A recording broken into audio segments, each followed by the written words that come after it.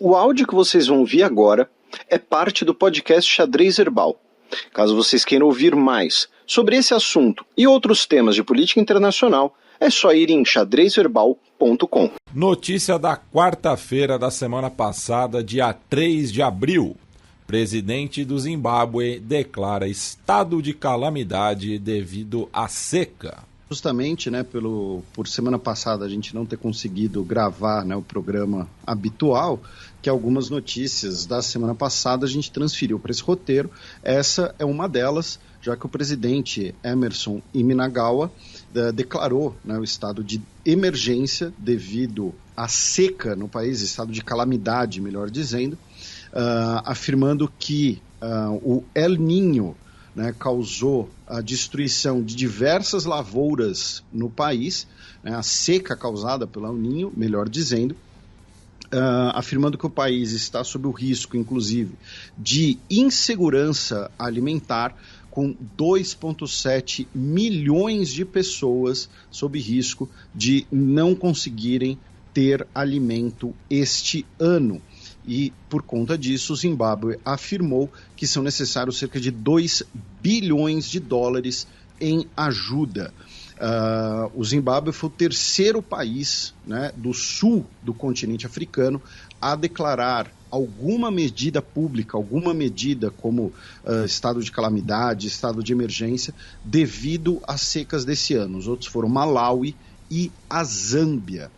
E ainda no continente africano, uma notícia também da semana passada, do dia 1º de abril, o recém-reeleito presidente da República Democrática do Congo, Félix Tshisekedi, ele nomeou a primeira mulher da história do país como primeira-ministra, ou seja, como chefe de gabinete dos ministros, a Judith Suminwa, ela que era ministra de Estado do Planejamento e substitui Jean-Michel Sama Lukonde no cargo.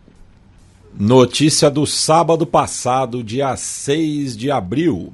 Eslováquia realiza segundo turno de eleições presidenciais. Tivemos o segundo turno das eleições eslovacas e o candidato governista, o candidato do Partido Social Democrata, que no contexto eslovaco hoje é um partido, é um governo, digamos assim, contra a ajuda da União Europeia à Ucrânia.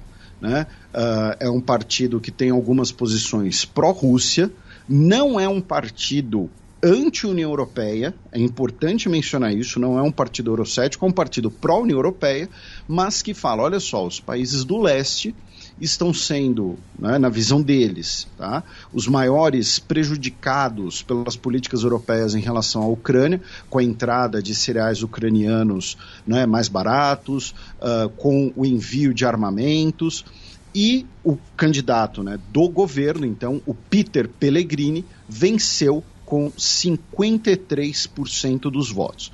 Em segundo lugar, ficou o Ivan Korkot, que mencionamos no programa passado, que era um candidato, esse pró-OTAN, digamos assim, pró-ajuda militar à Ucrânia. Não é a única distinção entre eles, mas era talvez o principal tema dessa eleição, até porque a Eslováquia é um país parlamentarista, então o chefe de Estado não tem tantos poderes assim, porém ele tem influência, autoridade justamente na política externa. É curioso notar, inclusive, que a diferença de presença do eleitorado do primeiro para o segundo turno foi gigantesca. No primeiro turno nós tivemos cerca de 52% dos eleitores comparecendo. No segundo turno foi 61%, ou seja, quase 20% a mais de eleitores entre um turno e outro, e isso que permitiu a virada do Pellegrini, porque o Korkot ficou em primeiro no primeiro turno. Então agora nós teremos na Eslováquia o primeiro-ministro e o presidente, ambos do mesmo partido. Passando agora por algumas notícias, digamos assim, de países da Europa Oriental e do Cáucaso. Na Polônia, nós tivemos o primeiro turno das eleições locais no país e tivemos um fenômeno curioso, né? Um fenômeno que foi o seguinte: o partido hoje na oposição, né? O partido Lei e Justiça, que é o partido de direita, né? O partido com setores de direita nacionalista, de extrema direita, que estava no poder até pouco tempo atrás, ficou em primeiro, tá? Como um partido sozinho, tá? Conquistando vários assentos, né, nas assembleias regionais. Porém, a coalizão cívica, né, se nós pensarmos ela como coalizão, teve mais votos. Tá? Então, um partido ficou em primeiro, né, o Lei e Justiça, pela distribuição desses votos e pelo fato de disputar sozinho.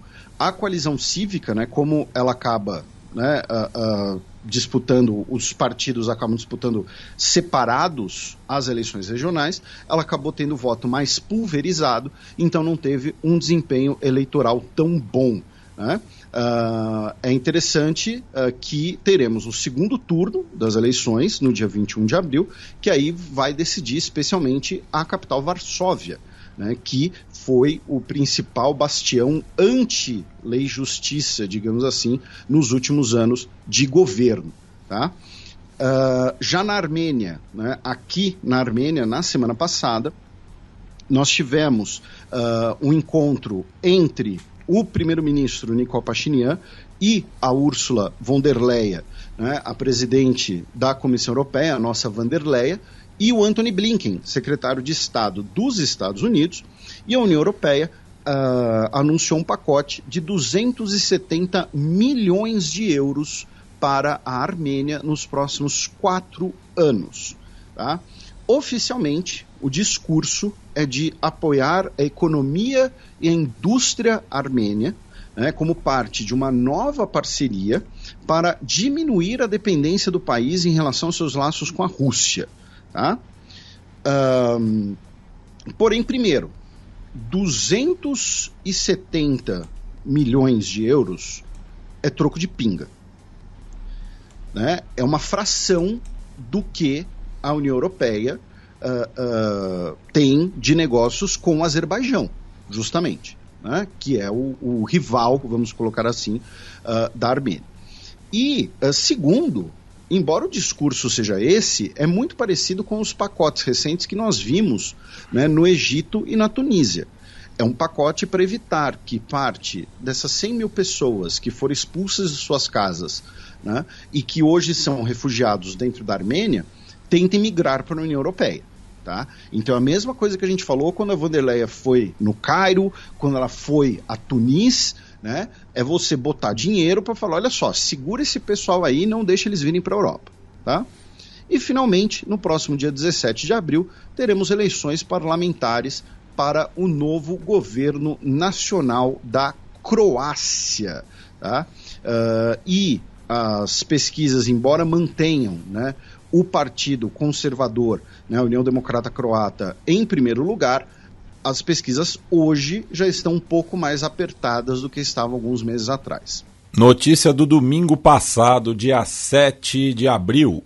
Chefe José Andes diz que Israel está travando guerra contra a própria humanidade em Gaza. Esse vai ser o primeiro programa, né, desde outubro de 2023, que nós não teremos um bloco de Oriente Médio.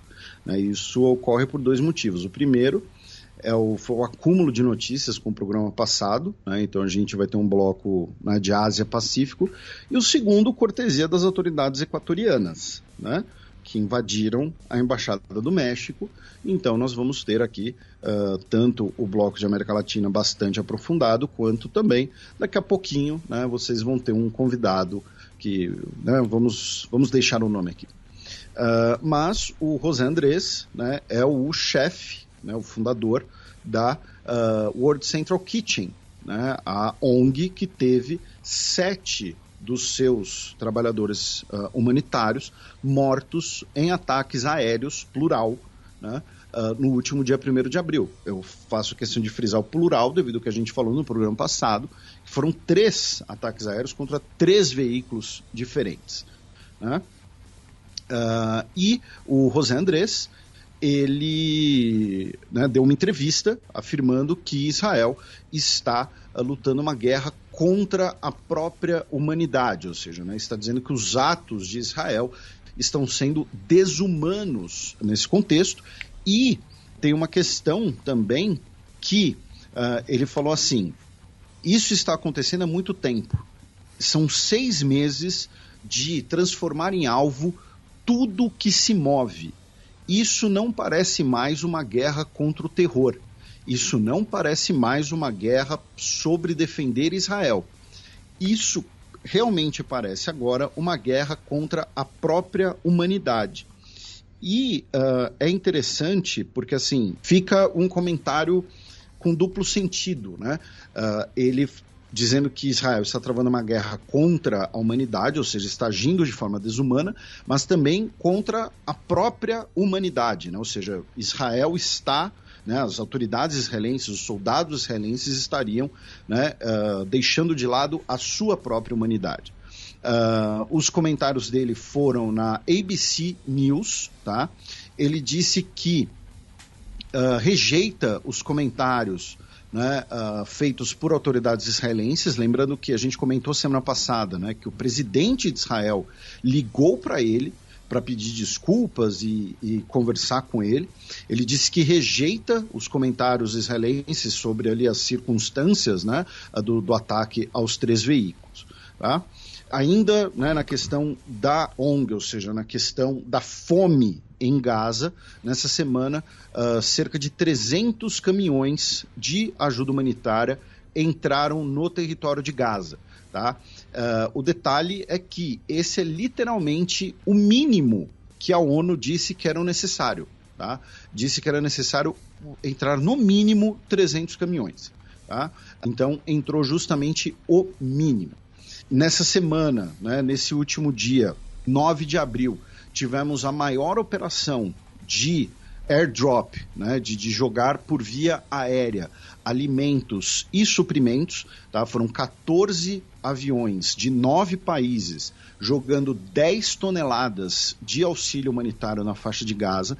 Lembrando que essa é uma medida extrema que passa longe de ser ideal. Já comentamos aqui que vários experts em auxílio humanitário dizem que essa é a situação que passa longe de ser ideal, porque você não tem uma distribuição igualitária, você não tem uma distribuição organizada dessa ajuda humanitária. Você simplesmente joga ela no território e pronto. Tá? Então pode ser que no território onde uma pessoa está, caia apenas um tipo de suprimento e o suprimento que ela precisa, sei lá, né, farinha, não caiu ali, caiu muito longe. Tá? Dando um exemplo bem aleatório. E uma dessas 9 nações que jogou auxílio humanitário não foi a Turquia. O governo israelense vetou que a Turquia participasse dessa operação e, por conta disso, o governo turco restringiu a exportação de 54 produtos turcos até um cessar-fogo duradouro, tá? Incluindo aí produtos, tá, derivados de ferro e aço, material de construção, cimento, produtos químicos como pesticidas, tá? Então, assim, produtos importantes para uma relação econômica. E a Nicarágua, né, nessa semana nós tivemos a continuidade, né, das audiências na Corte Internacional de Justiça sobre a acusação e as medidas emergenciais, né, no processo da África do Sul contra Israel, acusando Israel de cometer genocídio. E lembrando que a Alemanha foi colocada nesse processo como facilitar o cometimento de genocídio. A gente explicou isso aqui no primeiro programa sobre essa questão, que pouquíssimas pessoas na mídia falaram, tá? Que a posição de países como Alemanha e Reino Unido era muito mais explicada pelo fato de que elas poderiam ser implicadas no processo do que por outras questões. E nessa semana, a Nicarágua apresentou a sua petição perante a Corte Internacional de Justiça, exigindo que Berlim seja, né, o governo de Berlim seja impedido de enviar armamentos para Israel, sob essa acusação de facilitar genocídio. Ainda sobre o conflito na faixa de Gaza, a gente tinha repercutido, né, em edições anteriores a carta, né, que personalidades da indústria cultural norte-americana e europeia de origem judaica haviam escrito, né, contra o discurso do Michael Glazer, né, que ganhou o Oscar de melhor filme internacional por Zona de Interesse, e agora centenas, né, de personalidades da indústria cultural assinaram uma carta aberta em apoio ao discurso do diretor britânico, incluindo aí o Joaquin Phoenix, a Debra Winger e o Elliot Gould, né, como os nomes mais conhecidos. Também tivemos uma declaração impactante do ex-procurador-geral de Israel, o Michael Ben Yair, no qual ele falou que nós já perdemos a guerra no 7 de outubro, já no segundo dia de guerra se transformou numa guerra de vingança sem propósito nenhum e nenhum caminho adiante, né? Por outro lado, o Naftali Bennett, né, ex-primeiro-ministro de Israel, fez um post tenebroso, né, no Twitter, comparando a situação de Israel, né, geopolítica, como o Vale do Silício no meio de Esparta, né, e que diz que a sociedade israelense ela ficou mais frouxa e que eles perderam a tolerância para fatalidades, né, e esqueceram que estão cercada por loucos selvagens terroristas como o Hamas, a Jihad Islâmica, o Hezbollah e o auto-intitulado Estado Islâmico, né? Ainda concluiu dizendo: imagina San José, vizinha de Cabul, né? Lamentável, então, aí o post, né, do ex-primeiro-ministro de Israel, mas, enfim, está de acordo... não é surpreendente, está de acordo com a ex-liderança também do partido Nova Direita. E é curioso ele usar o termo, né, que tem que ser uma Esparta do Vale do Silício, porque era justamente essa a previsão da Hannah Arendt, né, que Israel, justamente por não ser um Estado que seria aceito pelos seus vizinhos e pelos árabes em geral, né, ela escreve isso início da década de 1950, acho, final da década de 1940, lembrando que Hannah Arendt era judia, né. Ela diz que vai ser um Estado que vai precisar ser extremamente militarizado e vai se tornar uma espécie de Esparta. Então, é uma previsão da Hannah Arendt se concretizando assim, ipsis literis. Pois é. Notícia da segunda-feira, dia 8 de abril. Naufrágio de barco mata quase 100 pessoas em Moçambique. Habitualmente nós não falamos de acidentes, né, aqui no programa, a não ser quando são eventos, né, bastante traumáticos, como acaba sendo esse, mas esse daqui ele também tem um componente, esse acidente, que acho interessante da gente repercutir entre os nossos ouvintes. Tá? Uma balsa saiu de Lunga, no norte de Moçambique, para a ilha de Moçambique. Tá? Essa balsa, na verdade não era nem uma balsa, era um barco de pesca, né? Não tinha licença para transportar passageiros e estava levando cerca de 130 pessoas. Tá? Nesse momento que estamos gravando, são pelo menos 102 mortes confirmadas, tá? 12 sobreviventes e o restante das pessoas ainda estão desaparecidas. Tá? E o que eu acho importante, tá, da gente mencionar, essa tragédia ela foi causada por pânico e desinformação ligado a um surto de cólera. Tá? Então, as pessoas estavam se aglomerando nesse barco que não tinha capacidade para levar esse número de pessoas, tá, para irem a essa ilha de Moçambique, que inclusive tem um forte da época da dominação portuguesa ali, porque estavam fugindo de um surto de cólera e com diversas ali notícias, né, notícias falsas, informações sobre como a doença é transmitida, sobre a própria letalidade da doença. Então elas foram tomadas pelo pânico e precisamos sair daqui, precisamos fugir daqui, vamos para essa ilha porque na ilha não tem cólera. Né? Então assim, quando se fala que fake news mata, não é hipérbole. tá, gente? Especialmente fake news sobre questões de saúde, questões sanitárias, né? Aqui no Brasil, infelizmente, ainda é muito mais comum a questão, né, da fake news sobre vacinação, né, que tem se tornado muito forte nos últimos anos, porém, fake news mata. Então, essa tragédia em Moçambique acaba sendo um exemplo disso. Tá? Outras duas notícias da costa oriental africana. Na semana passada, a Somália expulsou o embaixador etíope no país devido à questão da Somalilândia. Né?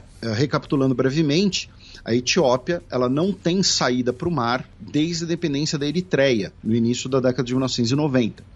E, meses atrás, o governo da Etiópia assinou um acordo com a região da Somalilândia, que é uma região separatista da Somália, para ter acesso a um porto no Mar Vermelho.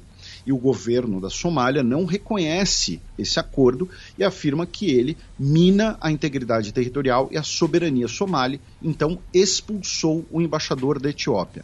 E no Sudão, nessa semana, nós tivemos pelo menos 100 pessoas mortas, 100 civis mortos, tá?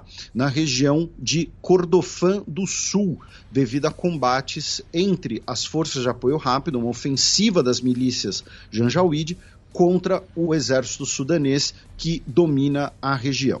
Passemos agora para o segundo bloco do Giro de Notícias. Notícia da segunda-feira passada, dia 8 de abril. França e Reino Unido realizam troca de guarda para celebrar acordo. Nós tivemos o aniversário da Entente Cordial, né, de 1904, então aniversário de 120 anos. Então nós tivemos um destacamento francês participando da troca de guarda no Palácio de Buckingham, e um destacamento britânico participando da troca de guarda no Palácio do Eliseu. Os militares franceses, então, se tornaram os primeiros militares que não são da Commonwealth a participar da troca de guarda em Londres. Eu, particularmente, fiquei muito decepcionado, porque eu esperava que eles fossem disfarçados e iriam instalar uma guilhotina em frente ao palácio e declarar uma república. Mas não foi o que aconteceu, infelizmente. Faltou republicanismo. Pois é, pelegaram. Mas, brincadeiras à parte, então, a celebração de 120 anos, né, da Entente Cordial, a aproximação entre França e Reino Unido, que depois vira, né, a Tríplice Entente com a entrada da Rússia e depois a Primeira Guerra Mundial.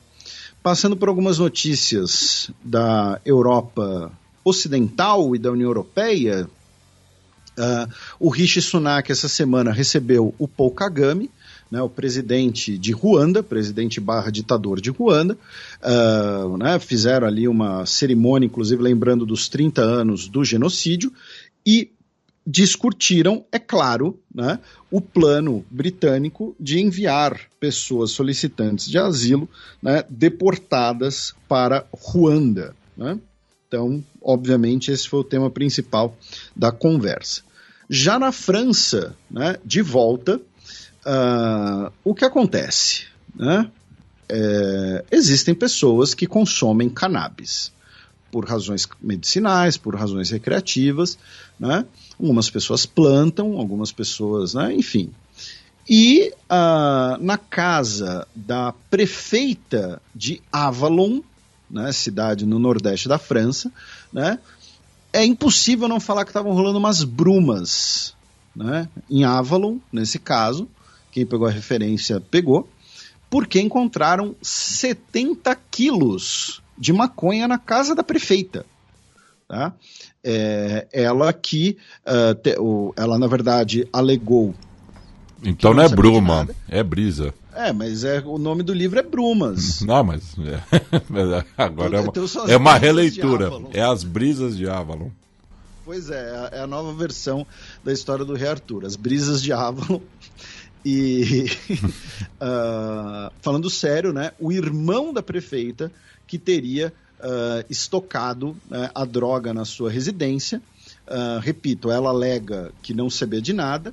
Além dos 70 quilos de maconha, também tinham quase 1 quilo de cocaína e 20 barras de ouro. Tá? Então o irmão dela é uma mistura de Silvio Santos com, não sei, barras de ouro valem mais do que euros. Na Islândia nós temos um novo premier, já que a Katrín Jakobsdóttir, ela renunciou ao cargo para concorrer à presidência da Islândia. Então agora o premier do país será o Bjarni Benediktsson, né? Ou seja, o Bjarni, filho do Benê. Ele era, né, o ministro de Relações Exteriores e agora será o primeiro-ministro da Islândia. E, finalmente, o Europarlamento, depois de 8 anos, aprovou uma nova lei anti-imigração sobre asilos e imigração. A nova proposta foi criticada pela direita por ser muito branda e criticada pela esquerda por ser discriminatória. Isso quer dizer, então, que nós teremos uma nova lei na União Europeia valendo para todos os países? Não, porque agora os governos dos 27 países precisam aprovar essa nova legislação, coisa que muito provavelmente não vai acontecer em breve, já que alguns governos, os partidos que fazem parte de alguns governos, votaram contra no Europarlamento, incluindo aí o Fidesz, que é o partido do Viktor Orbán da Hungria. Também no começo da semana, Netanyahu afirma que a invasão de Rafah está mantida. O Netanyahu, ele, né, continua tentando, né, ficar nesse discurso, né, nesse bater os tambores de guerra, porque ele precisa da guerra infinita para se manter no cargo e se manter com imunidade. E ele disse que já há uma data estabelecida, porém que ele não ainda iria revelar, né, a data da ofensiva contra Rafah, né, para a eliminação dos batalhões terroristas que estão lá. Lembrando que nenhum governo hoje apoia uma ofensiva israelense a Rafah e todos concordam que seria um desastre humanitário.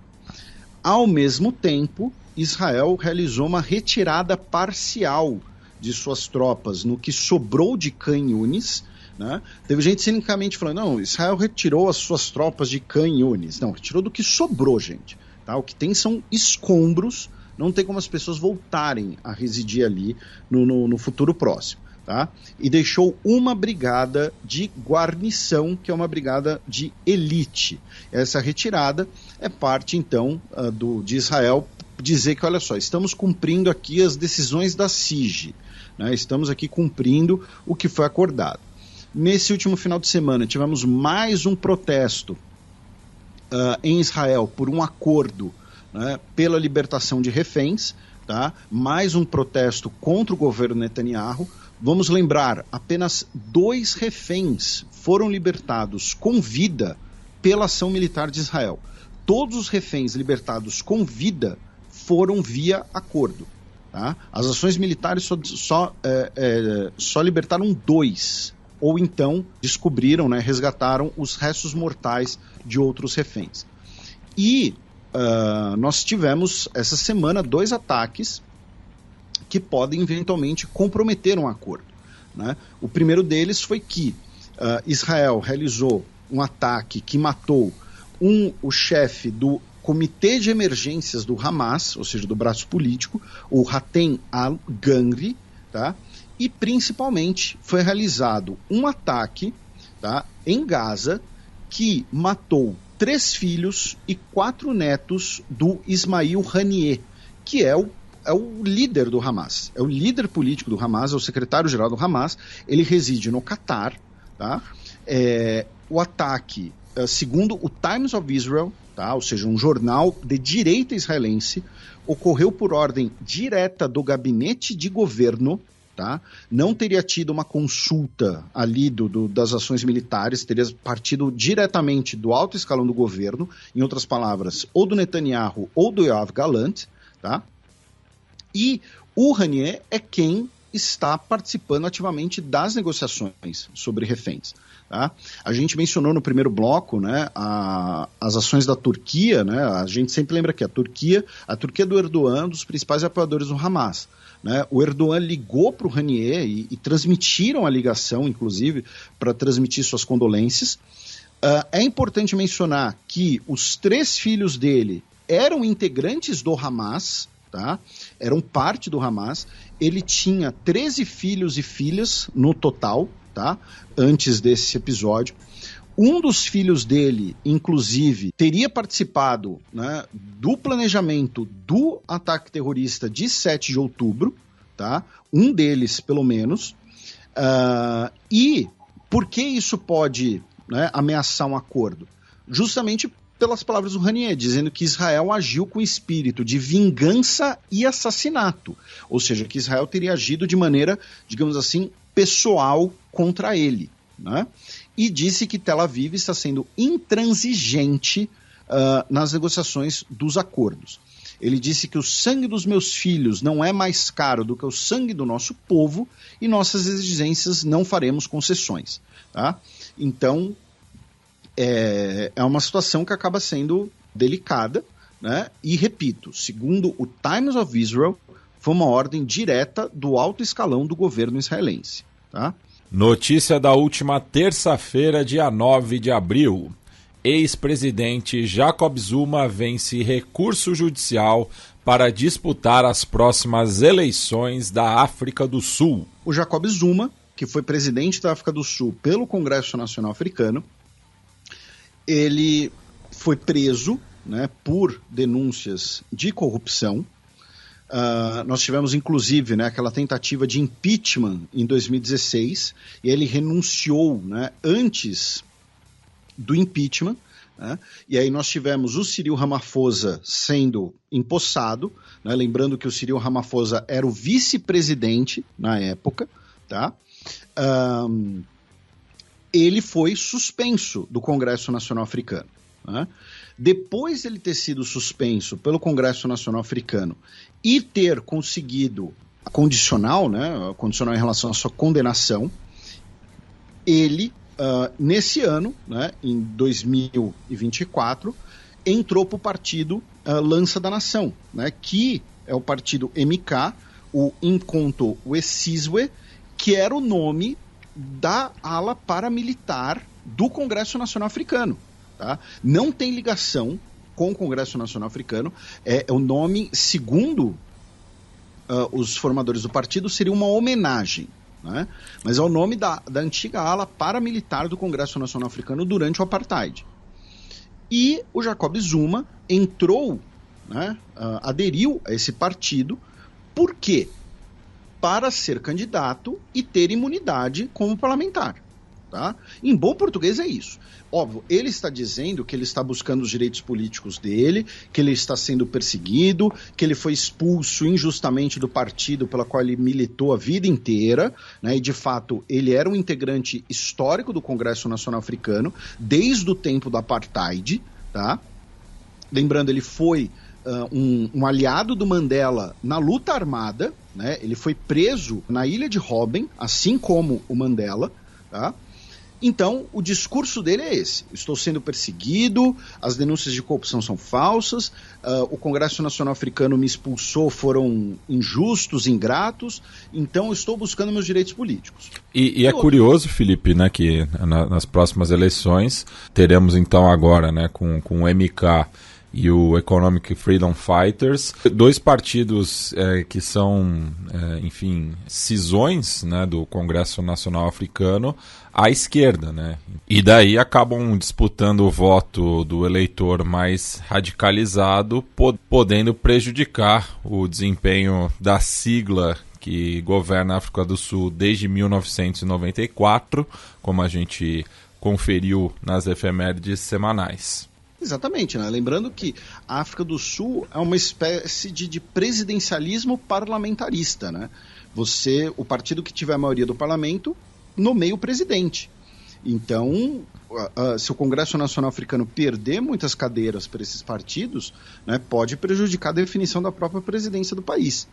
Então, Jacob Zuma quer ser candidato pelo MK para ser eleito e, eventualmente, ter a imunidade do cargo. Inicialmente, uma corte eleitoral disse que ele não poderia ser candidato devido às suas condenações. Porém, agora, né, uma outra decisão, uma decisão do recurso que ele entrou, disse que ele vai poder sim ser candidato nas próximas eleições, que serão no dia 29 de maio, ou seja, daqui a pouco mais de um mês, né? E só lembrando, né, que atualmente o Congresso Nacional Africano tem mais da metade das cadeiras, né, são 230 de 400, então não precisa, né, de uma coalizão para governar. Isso.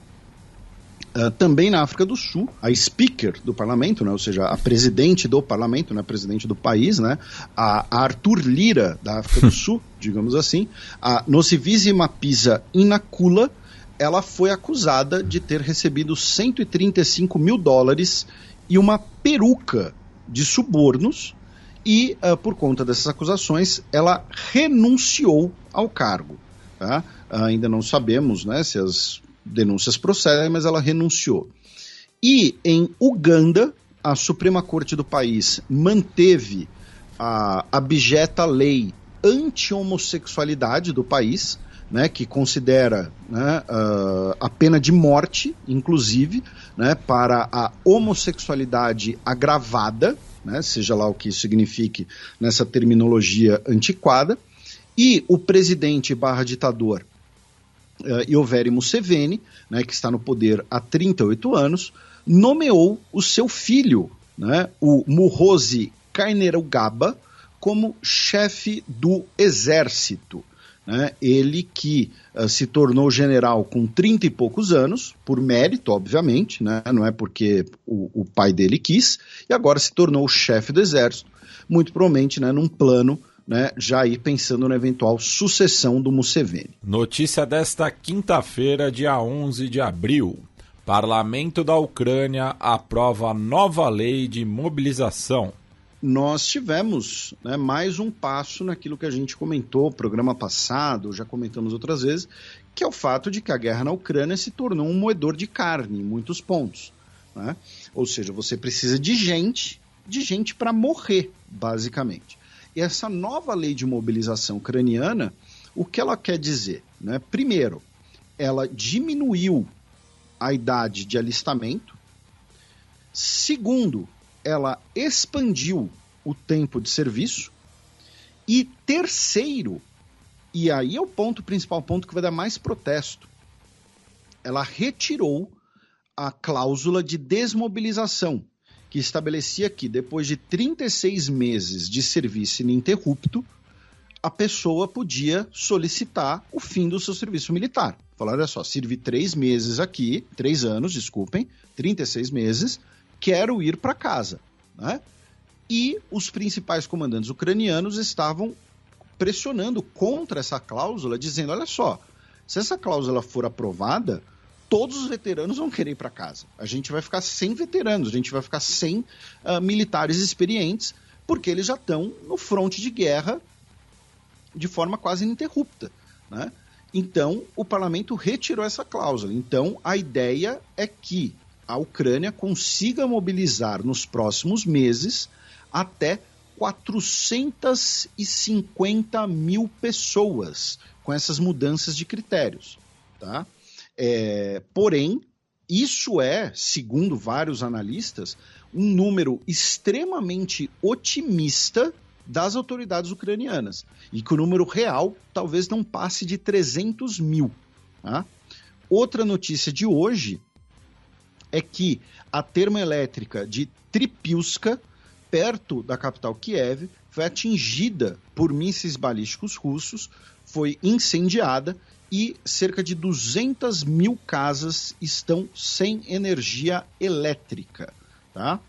Na semana passada, a Ucrânia realizou um ataque com drones à base aérea russa de Morozovsk.